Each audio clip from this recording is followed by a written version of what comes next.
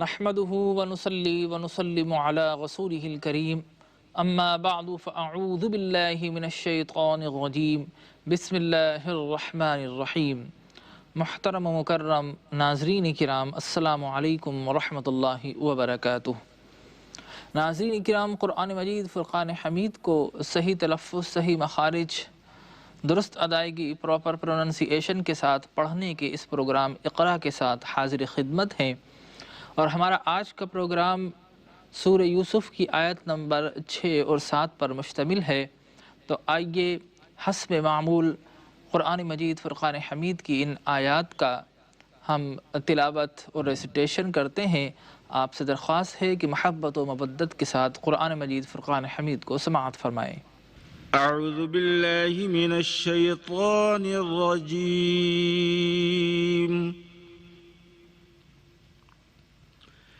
بسم اللہ الرحمن الرحیم۔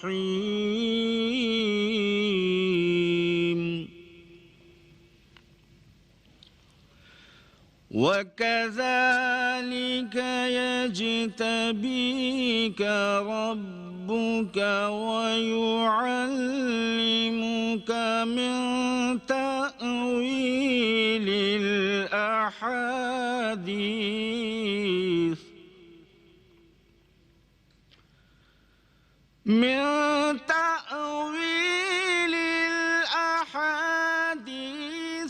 وَيُتِمُّ نِعْمَتَهُ عَلَيْكَ وَعَلَى آلِ يَعْقُوبَ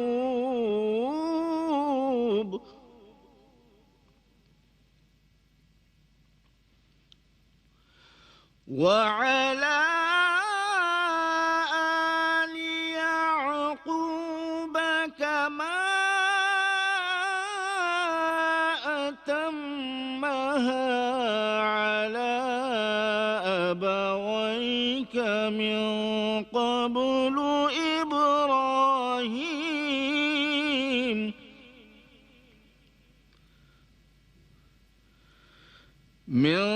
قبل إبراهيم وإسحاق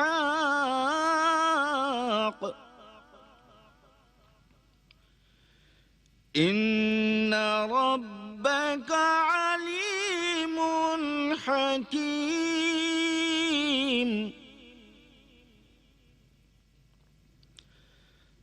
لقد كان في يوسف وإخوته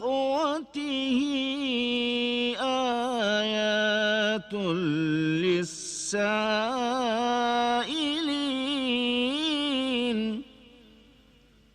صدق اللہ العظیم۔ ناظرین کرام، اب آئیے انہی آیات کو لفظ بلفظ یعنی صحیح مخارج کے ساتھ تلفظ کر کے اور اس کو اسپلٹ اور بریک کر کے پڑھتے ہیں، اور آپ سے گزارش ہے کہ آپ ہمارے ساتھ ان الفاظ کو، قرآن کی ان آیات کو دہرائیں تاکہ قرآن کے قریب ترین مخارج اور صحیح ترین پڑھنا آپ سیکھ جائیں۔ وَكَذَلِكَ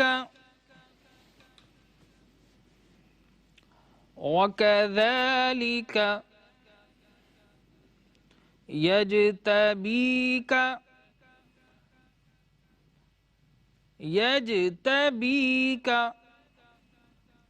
ربك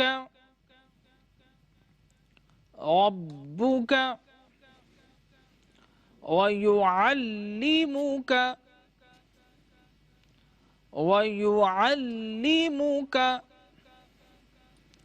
من تأويل الأحاديث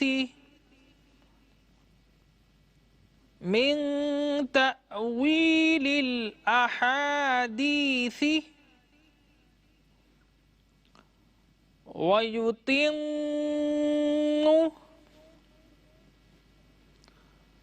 نعمته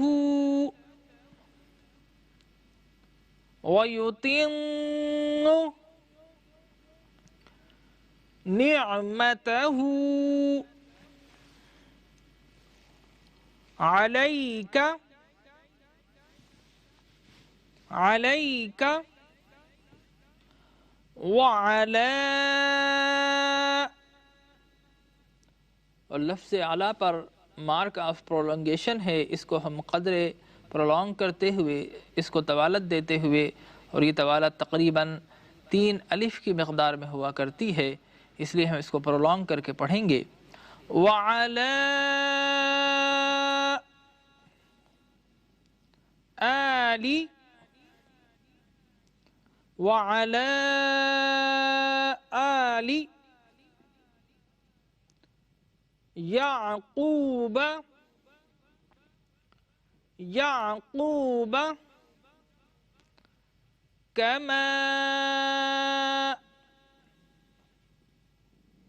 اتمہا،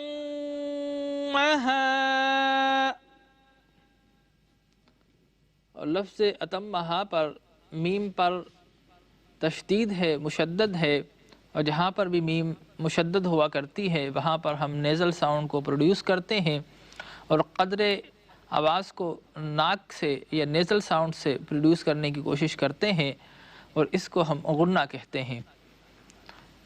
کما اتمہا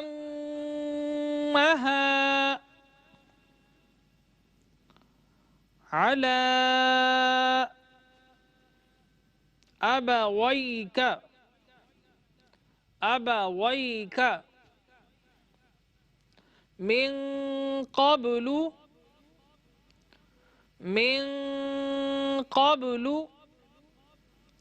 اور یہاں لفظ من پر پھر ہم غنہ کریں گے، اور آپ سے تقریباً ہر پروگرام میں یہ قاعدہ میں آپ کی گوش گزار کرتا ہوں کہ اگر نون ساکن ہو اور اس سے اگلا حرف حروف حلقی جو کہ 6 ہیں، حمزہ ہا، عین ہا، غین خا، ان کے علاوہ جتنے بھی ہماری تختی کے الفاظ ہیں، الفابیٹس ہیں، وہ اگر ان میں سے کوئی بھی حرف آتا ہے اور نون ساکن ہے تو پھر ہم غنہ کرتے ہیں، نیزل ساؤنڈ کو پروڈیوس کرتے ہیں۔ لیکن اگر حروف حلقی کے یہ 6 حروف آگے ہوں تو پھر اس صورت میں نیزل ساؤنڈ کو پروڈیوس نہیں کریں گے، اور اس لفظ کو واضح انداز پر ظاہر کرتے ہوئے ہم پڑھا کرتے ہیں۔ تو یہاں پر لفظ من سے آگے قاف ہے جو کہ حروف حلقی کا حرف نہیں ہے، اس لیے یہاں پر غنہ کریں گے۔ من قبل من قبل ابراہیم ابراہیم و اسحاق، اور اگر وصل کریں گے، کنٹینیویشن کے ساتھ، تسلسل کے ساتھ پڑھیں گے تو اس صورت میں یہاں پر قاف کی حرکت جو کہ زبر کی صورت میں نظر آ رہی ہے، ہم اس کو اس طرح پڑھ سکتے ہیں وَإِسْحَاقَ، اور اگر وقف کریں گے تو پھر قاف کو سائلنٹ کرتے ہوئے، قاف کو ساکن کرتے ہوئے پڑھیں گے وَإِسْحَاقَ وَإِسْحَاقَ إِنَّ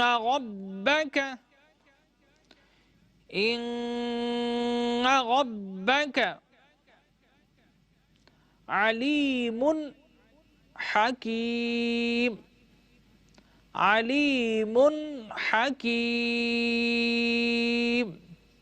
اور 2 زبر، 2 زیر اور 2 پیش کو تنوین کہتے ہیں، اور جہاں پر بھی تنوین ہوا کرتی ہے وہاں پر بھی غنہ ہوتا ہے، نیزل ساؤنڈ پروڈیوس ہوتی ہے، بشرطے کہ حروف حلقی وہاں پر موجود نہ ہو۔ لیکن علیم میم کے بعد جو اگلا حرف ہے وہ ہا ہے جو کہ حروف حلقی میں سے ہے، حمزہ ہا، عین ہا، غین خا، تو لہٰذا جب حروف حلقی کا کوئی حرف آ جائے تو اس صورت میں ہم غنہ نہیں کرتے۔ یہاں پر بھی حروف حلقی کا ایک حرف ہا ہے، اس لیے یہاں پر غنہ نہیں کریں گے، اس کو ظاہر کرتے ہوئے پڑھیں گے علیم حکیم علیم حکیم لقد كان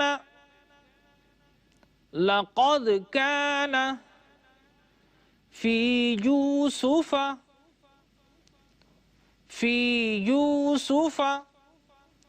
وإخوته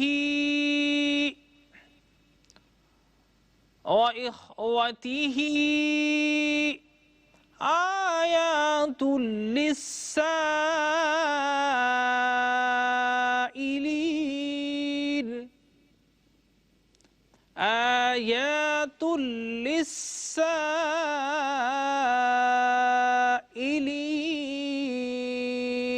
ایک مرتبہ پھر میں آپ سے گزارش کروں گا کہ عربی رومن کیلیگرافک کی صورت میں آپ اس کو پڑھیے اور اس کا صحیح اور قریب ترین تلفظ حاصل کیجیے۔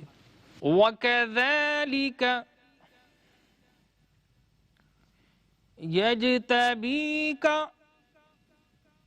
يَجْتَبِيكَ رَبُّكَ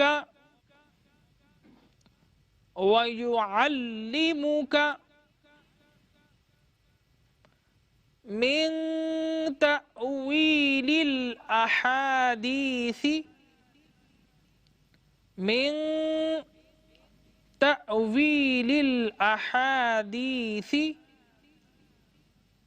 ويتم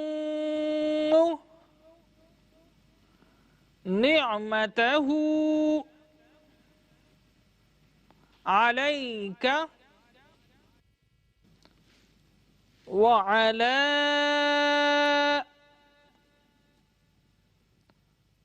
آل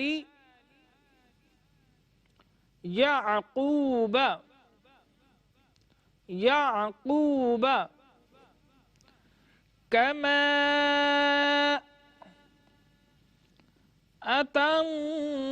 أتمها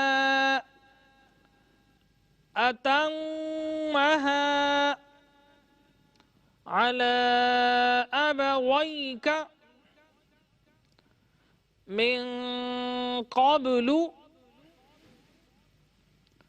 إبراهيم وإسحاق إن ربك علیم حکیم۔